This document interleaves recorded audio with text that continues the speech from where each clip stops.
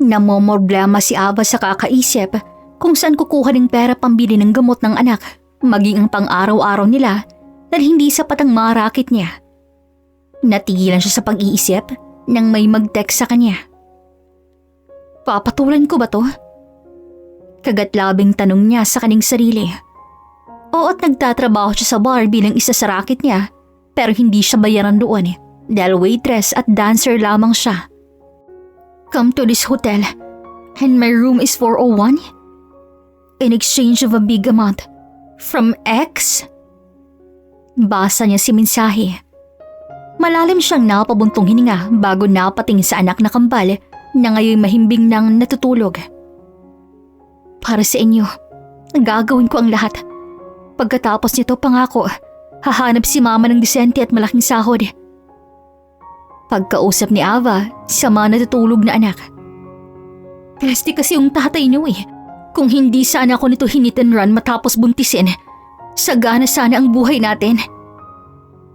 Napapailing niyang bulong sa kanyang sarili. Nang sumapit ang 9:00 ng gabi, ay handa na siya sa kanyang pupuntahan. Isang red, sexy dress na hanggang hita ang haba.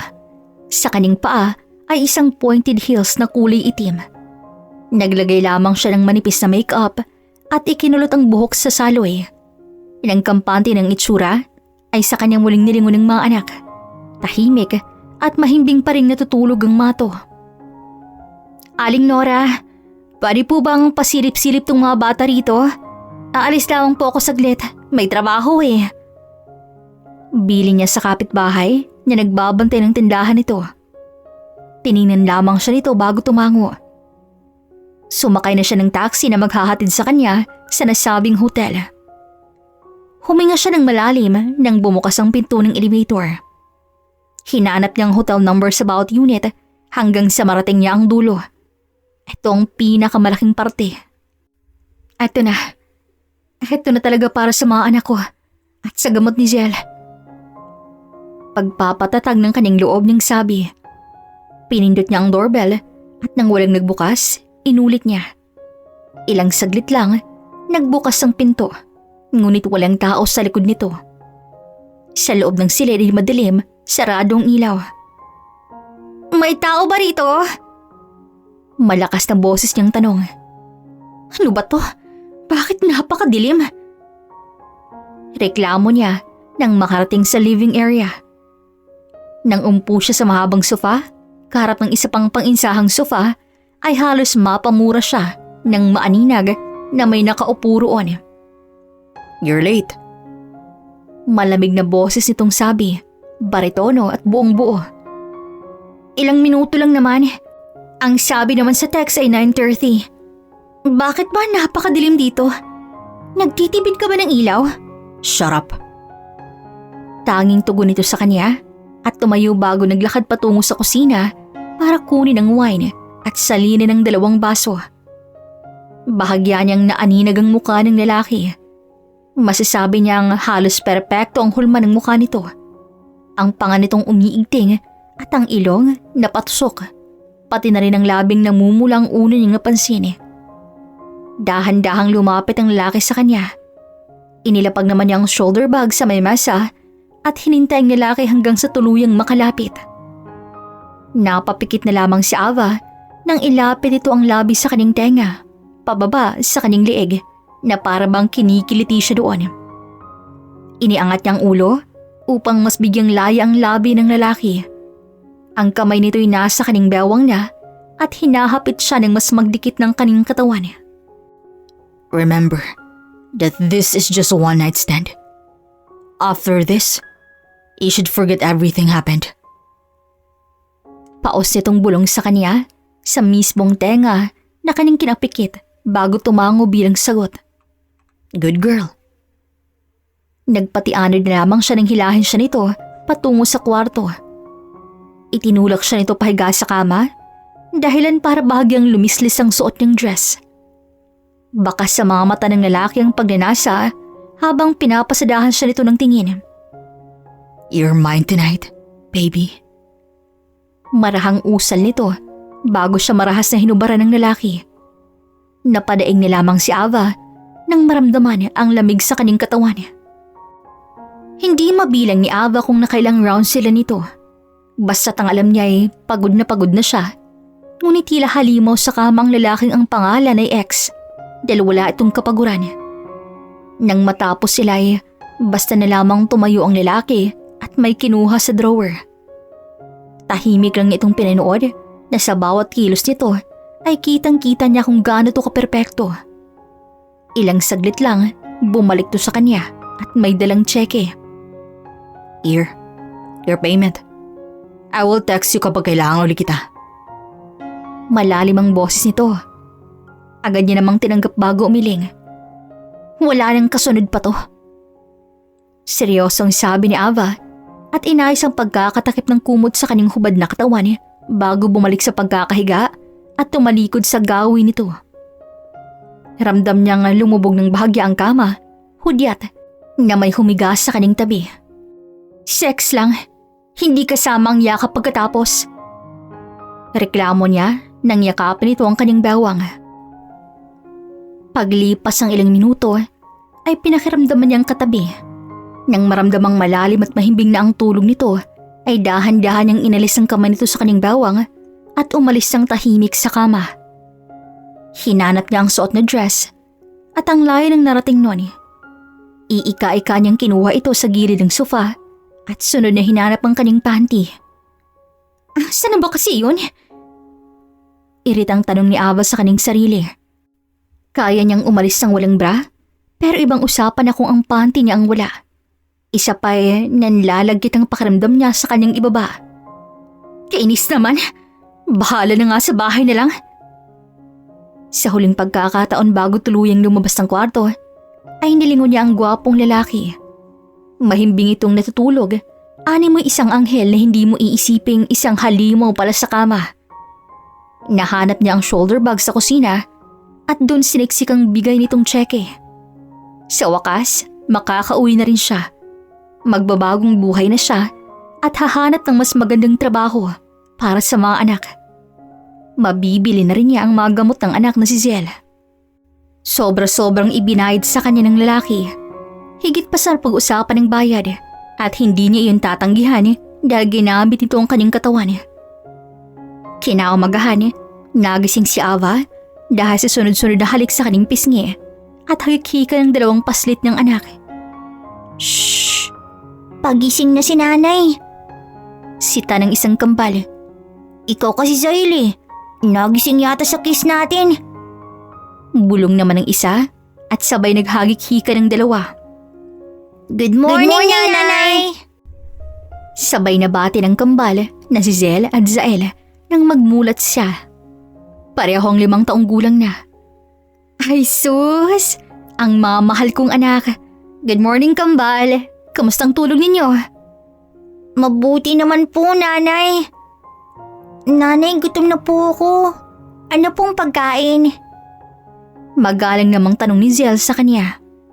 Wait niyo si nanay ha, at bibili ako sa labas ng almusal. Behave kayo rito ha, babalik ako agad.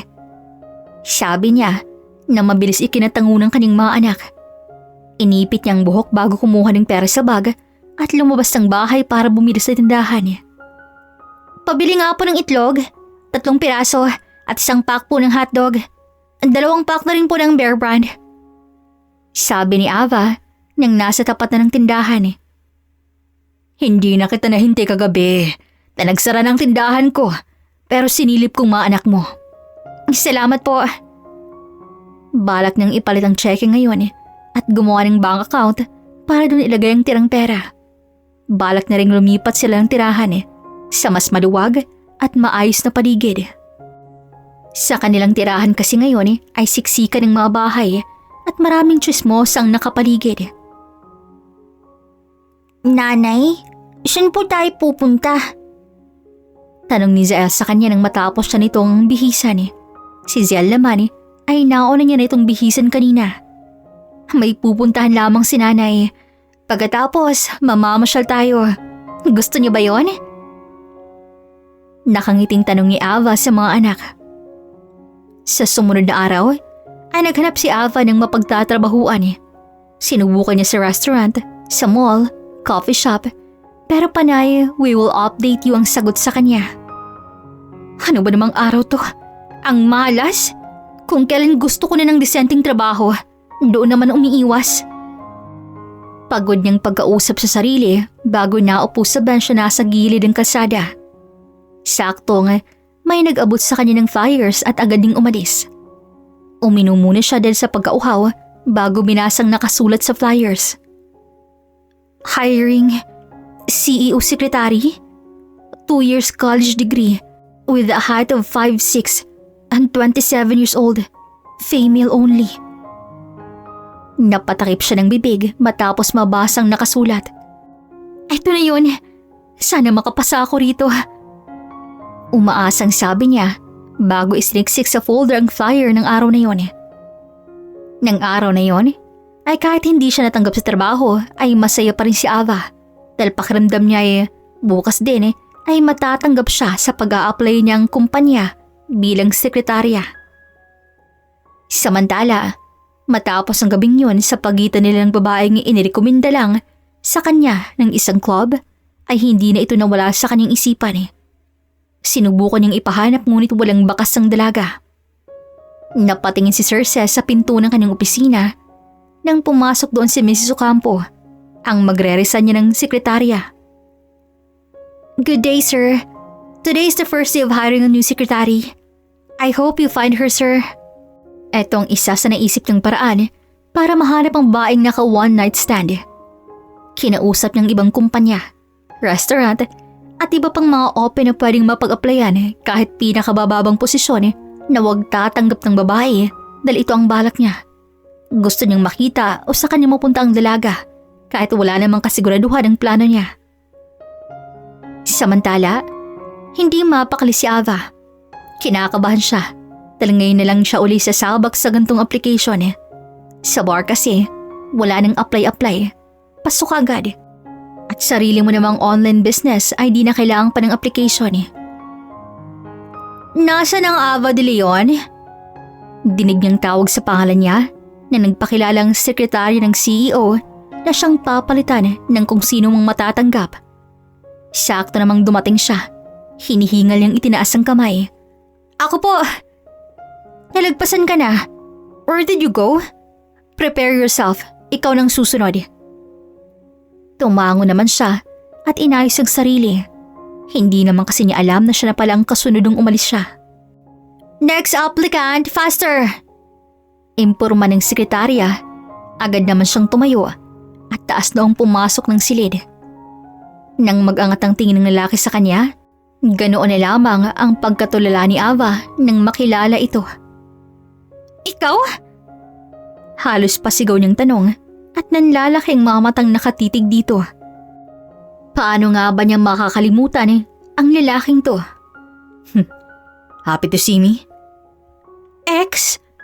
No, this can't be. Ikaw ang CEO? Hindi makapaniwalang tanong niya rito. Sariwa pa sa kanyang nangyari sa kanila at kung paano niya ibigay ang sarili para maisaba ang gamutan at pamumuhay nila ng mga anak niya. So, you're here to apply? Well, you're accepted. Tanggap ka na. Pwede ka nang magsimula. No, I back out. You can't back out. Or else. Saglitong tumigil bago may kinuha sa drawer at ipinakita sa kanya ang maliit na litrato. Kuha yun nung gabing may nangyari sa kanila. Kapwa sila walang suot at naghahalikan sa larawan. Bagamat nakatagilid siya, ay kilala niya ang sariling katawan. Bahagya ring kita ang kalahati ng kanyang muka. You choose, baby. Magtatrabaho ka sa akin o sisikat ka sa paraang hindi mo gusto. Napakasama mo. You're such a manipulative. Binablackmail mo ako. Isa pa, wala kang permission. Nakuhanan ako ng litrato kasama ka. Hysterical na sabi ni Ava, halos pasigaw. Hindi mapigilan ng emosyon. Akala niya ay hindi na muling mag-cross ang kanilang landas, ngunit nagkamali siya. Naging isa pa itong problema sa kanya ngayon ay paano pa niya ito tatakasan kung dito pa siya mismong magtatrabaho. Ganun talaga. kapag may gusto akong makuha. Seryosong sabi nito bago tumayo at lumapit sa kanya. You're now my secretary, baby. I miss your smell. Ngayon hindi mo na ako matatakbuhan. Barito ng boses na sabi nito habang marahang hinahaplos ang kanyang braso. Bitawan mo ako. Please lang. For now, you may go home. Bukas ka na magsimula sa trabaho mo. Hindi niya na nagawang sumagot. Basta na lamang niya itong tinalikuran at iniwan niya. Halo-halo ang kanyang nararamdaman. Hindi niya maipaliwanag kung bakit gano'n na lamang ang kaba sa kanyang dibdib. Kinaumagahan ay mas maagang nagising si Ava. Pinaghandaan niya ng agahan ng mga anak at ang babaunin niya sa kanyang trabaho ay inihanda na rin niya. Matapos mag-agahan ay saka siya naligo at nagbihis ng pasok sa office attire. Inipit niya pa ba ng buhok at naglagay ng manipis na makeup sa muka. Bago umalis ay nilapitan muna niya ang kambal saka hinalikan sa noo. Mahimbing pa rin ang tulog ng dalawa kaya hindi niya nang ginising pa. Sakto nang papaalis na siya ay siyang pagdating naman ng katiwalang magbabantay sa kanyang mga anak. Nasa mesa na po ang agahan nila. Kumain na rin po kayo. Kayo na pong bahala sa mga anak ko, ate, ha? Ako nang bahala sa mga anak mo. Mag-iingat ka sa trabaho mo. Nagpasalamat siya rito bago umalis. Sumakay siya ng jeep na dadaan sa kumpanyang pagtatrabahuan niya. Ilang minuto lang ay nakarating na rin siya. Sa pinaka-last floor ang opisina ng CEO kung saan siya magtatrabaho bilang sekretarya nito. Nang makarating sa floor ay wala pang katao-tao roon. In short, wala pa rin ang boss niyang si Sir Ces. Wala man lang nag-instruct kung anong gagawin ko. Bubulong-bulong niyang sabi, saka inayos ang nagkalat na paper sa desk ng dating sekretarya. Sa may gilid ay patong-patong na folder. Winalisan na lang muna niya at nilinis ang mga kalat para maging maaliwalas kahit papaano ang kanyang pwesto. Sakto nang matapos siya, dumating si Sir Ces. Make me some coffee. Seryosong bungad nito bago pumasok sa loob ng opisina. Napairap na lamang sa Ava sa hangin bago pumunta sa pantry at gawin ang utos nito. Good morning, sir. Here's your coffee. Did you already check my schedule for today? Tanong nito habang nakatingin sa laptop. I-check pa lang po. Mabilis siyang sabi bago tumalikod para pumunta sa desk niya at halugagin kung naroon bang schedule nito. Ay, alin ba yun dito? Inis niyang bulong sa kanyang sarili bago binuksan ang drawer at nakita niya ron ang iPad. Binuksan niya yun at bumungad agad ang schedule nito para sa araw. Nakahinga siya ng maluwag saka muling bumalik sa loob ng office ni Sir Ces. I found it, sir. Ang schedule niyo po for today is at exactly 8:30 a.m. You have a meeting with the investors. At 10 a.m. You have early lunch with Miss Saavedra. Ayan pa lang po ang schedule this morning. Formal na sabi ni Ava. Okay, amigo. Just remind me kapag dumating ang oras ng meeting. Nang sumapit ang 8:30, ay tumayo na siya saka muling pumasok sa loob. Sir, your meeting. Paalala niya. Formal pa rin at walang halong pag-iisip sa nangyari sa pagitan nila. Hinintay niyang makasakay sa elevator si Sir Ces bago siya sumunod. Nang sumarato ay napakatahimik dahil silang dalawa lamang sa loob. Napapikit na lamang si Ava nang maramdaman ng kamay ni Sir Ces sa kanyang bewang. Bitawan mo ako. Ngunit salit na bumitaw ay hinapit pa siya nito dahilan para magkadikit ang kanilang katawan. Sir Ces, ano ba? I said, X. Call me X, not Sir Ces. Nasa trabaho tayo, sir. Mahinang boses na sabi niya, saka pilit ko mawala sa hawak nito. Sakto namang bumukas ang elevator, kaya pinakawalan rin siya ni Sir Ces. Nang malapit ng matapos ang oras ng trabaho, ay tumunog ang intercom. Nang tumingin siya kay Sir Ces, ay nakatingin din to sa kanya. Bumuntong hininga si Ava bago tumayo at pumasok sa loob. Anong kailangan niyo, sir? Come with me. Samahan mo ako mag-dinner. Pero sir, Patapos na po ang oras ng trabaho ko. Kasama pa ba yun? Patapos pa lang. Kaya nga alis na tayo eh. But just in case, extra payment na lang sa sahod mo. Paano kung ayaw ko? Wala kang bonus. May kaltas din ang sahod mo. Ani mong panalo na to nang makitang lugmok ang ekspresyon niya sa sinabi nito. Okay, fine. Sasama na ako. Kakain lang at uuwi na rin ako. Bawal akong malate ng uwi. Why? Do you have a lover? Is he waiting for you? Tara na sir. Mauubos na po ang oras. Sa halip na sagutin ito, ay yun ang sinabi niya. Bahala ito kung anong isipin. Siya pa ang naunang lumabas. Sumunod lamang to. Sumakay sila ng sasakyang pagmamay-ari nito. Halatang mamahalin. Nagtaka siya nang huminto ang sasakyan sa hotel nito. Oh, akala ko ba kakain tayo ng dinner? Eh bakit sa hotel mo tayo? Sir, kung anumang binabalak mo, huwag mo nang ituloy. What? Dito tayo kakain. Magpapatid lang tayo sa hotel room ko. I miss their food there. Nakangisi ng tila inosenteng sabi nito na kinakulo ng kaning dugo.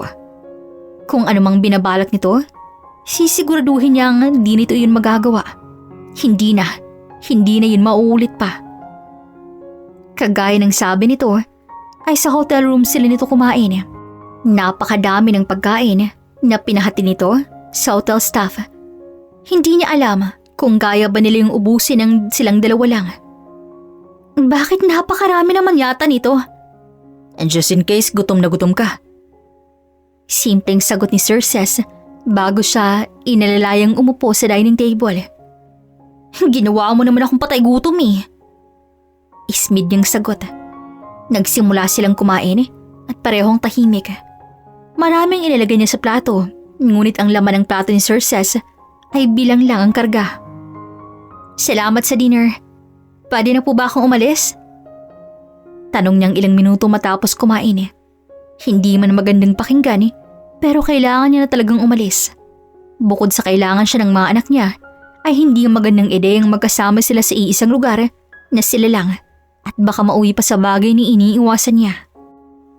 Yeah. Ihatid kita. Hindi na kailangan. Magta-taxi na lang ako kung wala ng jeep na dumaraan. No. Hindi ka uuwi kung hindi ka papayag na ihatid kita. Hindi nagpapatalong sabi ni Sir Ces na kinainis niya ng matindi. Ano bang ginagawa ng lalaking to at ganito siya kung kumilos? Dito na. Itinigil naman itong sasakyan dahil sa kanyang sinabi. Salamat sa paghatid. Ingat sa biyahe.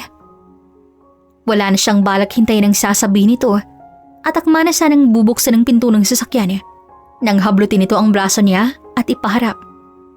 Nagulat na lamang si Ava nang siilin siya nito ng halik sa labi. Kiss me back. Mahinang sabi nito nang hindi siya tumugon. Nagawa nitong sabihin yun habang magkadikit ang kanilang mga labi. Saglit siyang napatitig sa mga mata ni Sir Ces bago umiling at saka nagmamadaling lumabas ng sasakyan nito at pumasok sa loob ng bahay. Hawak ang kaliwang dibdib ay napatigil siya sa pagtakbo. Malakas ang tibok ng kanyang puso na animoy napakalayo ng tinakbo niya. Kinakabahan siya sa hindi malamang dahilan. Nanganganib naman yata ang puso ko. Umiiling at mahina niyang sabi sa kanyang sarili bago tuluyang pumasok sa loob mismo ng kanilang bahay. Sa kabilang banda, wala pang balak umuwi ni Sir Ces matapos ihatid si Ava. Hey dude, kamusta? Bungad ng kaibigan sa kabilang linya. I'm good. How about you? Kailan ka uuwi? To inform you, kanina lamang ako nakauwi. Tumawag ako dahil aayaan sana kitang uminom eh.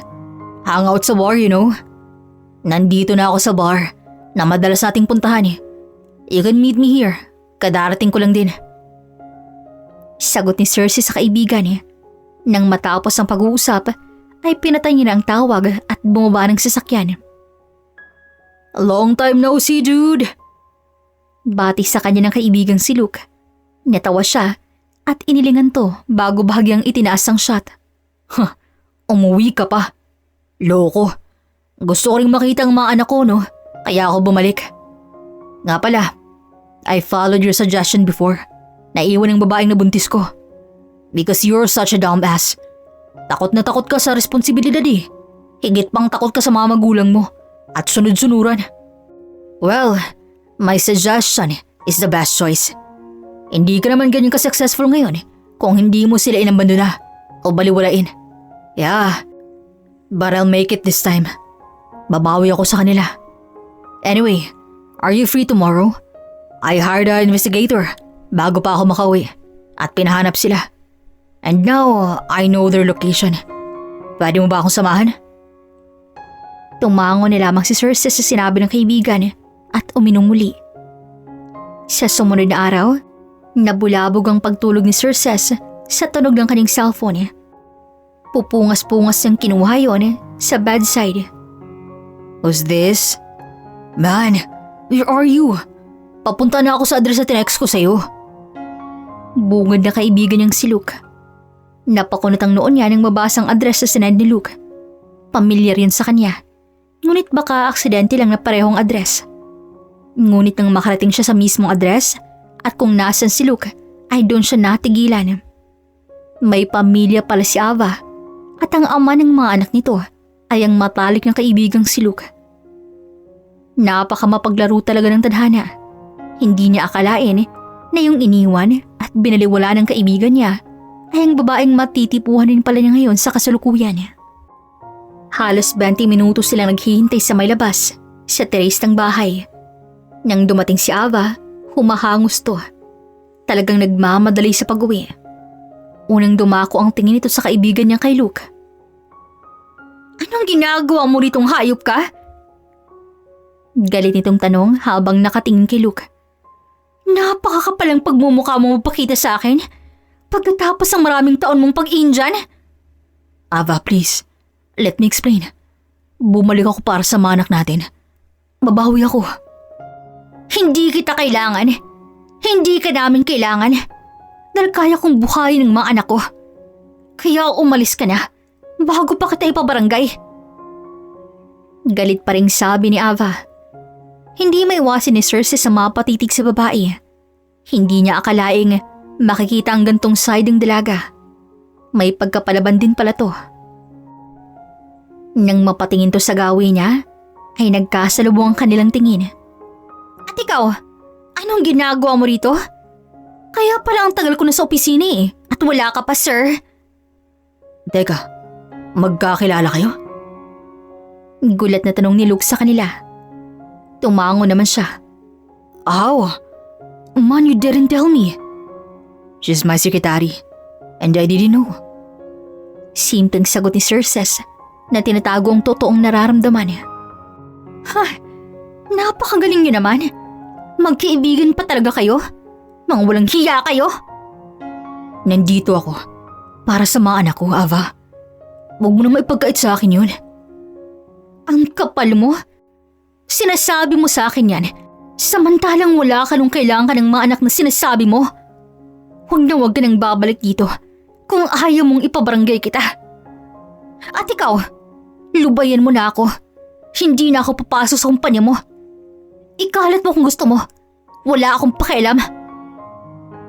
Tukoy nito sa ginamit niyang pang-blackmail. Lumipas ang ilang araw at hindi na talaga silang muling nagkita pa ni Ava. Hindi na ito bumalik sa kumpanya bilang kanyang sekretarya. Sa kabilang banda, para pa ring binagsakan ng langit at lupa ang estado ni Ava. Hindi siya makapaniwala sa kanyang natuklasan niya. Bakit sa dinami-rami ng lalaki na ama ng anak niya ay kaibigan pa talaga ni Cersei? Kinagabihan, katulad ng balak nilang dalaw ni Sarah, ay nagtungo sila sa bar. Pinatulog muna niya sa bahay ang taga-alaga ng mga anak. Pumayag naman to. Girl, nandito tayo para mag-enjoy, makalimot at magpakalasing. Hiyaw ng kaibigan niya sa kanyang tabi nang nasa bar na sila. Nang dumating ang order nilang inumin, ay agad siyang kumuha at nilagok yun. So, ano ngang chika mo? Alam mo ba yung lalaking naka one night stand ko? Kaibigan niya ang lokong ex ko na nang iwan sa amin ng mga anak ko. Ano? Totoo ba yan? Grabe ang plot twist ha? Oo. At hindi ko nga alam kung plinano lang ba nila to para pagkaisahan ako. Ano? Pinagpasahan nila ako? Matapos akong iwan ni Luke ay saka susunod sa akin si Cerces? Mga siraulo. Grabe talaga yung mga lalaki no? Matapos makuha ang gusto ay basta umaalis. Saka manghihikayat pa ng kapwa magagamit. Alam mo kung ano yung nakakatawa? Hindi ko namamalayang nahulog na pala ako sa pesting Cerces na yun. Bakit doon pa? Tanong niya bago hinilang kaibigan sa dance floor para sumayaw. Sa halip na lumayo, ay idinikit na lamang niyang sarilit gumiling. Pinupuntirya ang gitnang bahagi ng lalaking nasa kanyang likuran na hindi naman niya kilala. Ipinulupot ng kung sino mang lalaki ang braso sa kanyang bewang at nang mapagod sa pagsayaw, ay sa kanya ito hinarap. Nang magtama ang kanilang mamata, ay ganoon na lamang ang gulat niya nang makitang si Cerces ang kanina pa niyang sinasayawan. Anong ginagawa mo rito? Bitawan mo nga ako. Medyo may tama na siya ng alak, kaya nang sabihin yon, ay bahagyang nag-iba ang pananalita niya. Paano kung hindi ako nasa likuran mo? Will you do the same? Napahagik-hik na lamang si Ava at sinundot-sundot ang malapad at matigas sa dibdib ni Cerces. Oo naman. Bakit? Inggit ka? Inom pa tayo!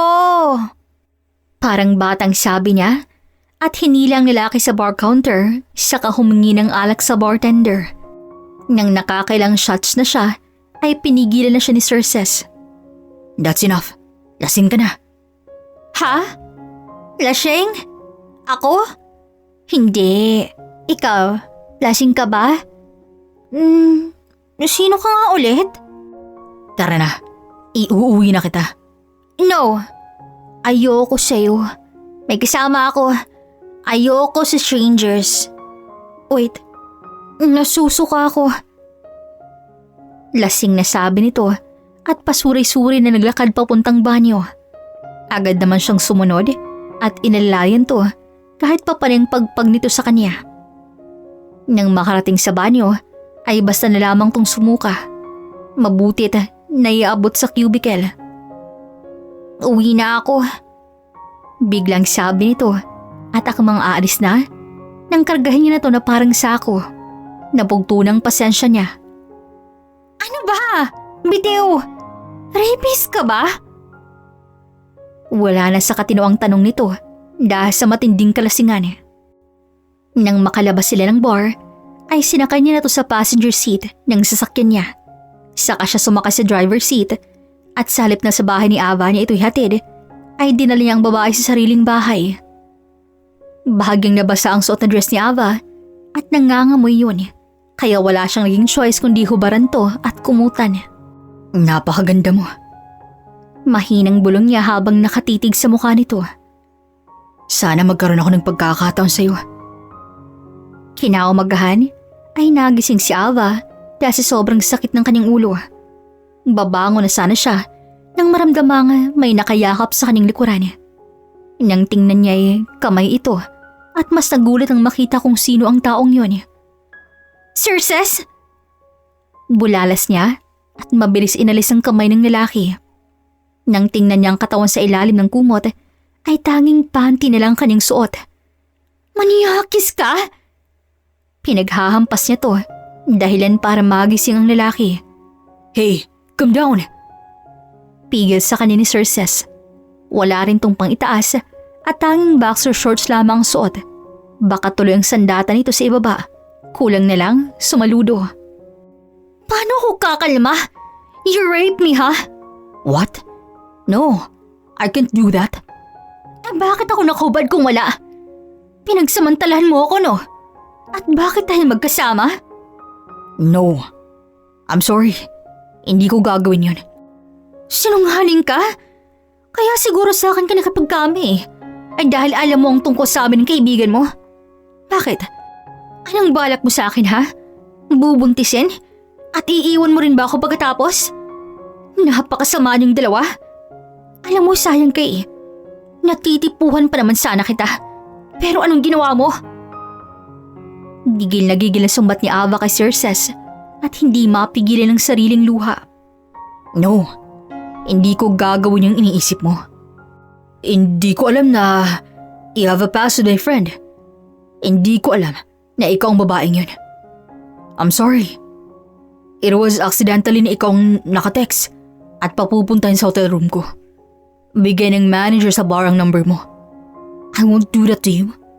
I didn't do anything to you. Dahil hindi ko magagawang galawin ka habang lasing. Hinanap kita after that night. You got my attention. So when I found you, I became aggressive and blackmailed you. Nagustuhan kita. I like you. At hindi ko alam paano patitigilin yung pagkagusto ko sa iyo, Ava. Naging speechless siya habang nakatitig kay Sir Ces. Napakurap-kurap hanggang sa tumulo ang kanyang luha sa pisngi. Paano ako maniniwala sa iyo? Tanging nasabi niya matapos ang mahabang katahimikan. Dahil hindi kita pakakawalan hanggang sa magustuhan at mahalin mo rin ako. May mga anak ako. Gusto mo pa rin ako? Yes, I'm proud of you. Being a mom without any support from Luke makes you brave. Handa akong tanggapin ang mga anak mo at mahalin silang parang akin. But can I ask you a favor? Alam kong nagkamali si Luke, pero pwede mo ba siyang bigyan ng chance para bumawi sa mga anak ninyo? Yun din ang napagdesisyonan ko, kaya huwag kang mag-alala. Thank you. Can you just accept him as the father of your children? Pero huwag mo siyang tanggapin ulit sa puso mo. Hindi ko kayang makita kang masaya kasama ang kaibigan ko eh. Huwag kang OA. Matagal ko nang kinalimutan ang nararamdaman ko sa baliw mong kaibigan. Really? That's good. So we're okay now? Tila bigla itong nabuhayan. Tumango naman siya. Napatili na lang siya nang bigla na lamang siyang buhati ni Sir Ces at ipaupo sa kandungan nito paharap sa katawan. Dahilan para damang-dama niya ang galit na galit nitong sandata. Hindi ka nalasing ngayon. Sa kaniyakap ang bewang niya at hinalikan siya ng marahan sa labi, pababa sa kanyang pangatlig. Mas binigyang access naman niya to at napapikit sa sensasyong binibigay nito sa kanyang katawan. Sir Ces, paos niyang daing nang bahagya nitong sipsipin ang balat niya sa kanyang dibdib. I told you, call me X. Bariton ang boses nito habang patuloy sa ginagawa at ang kamay ay naglilikot na sa kanyang loob.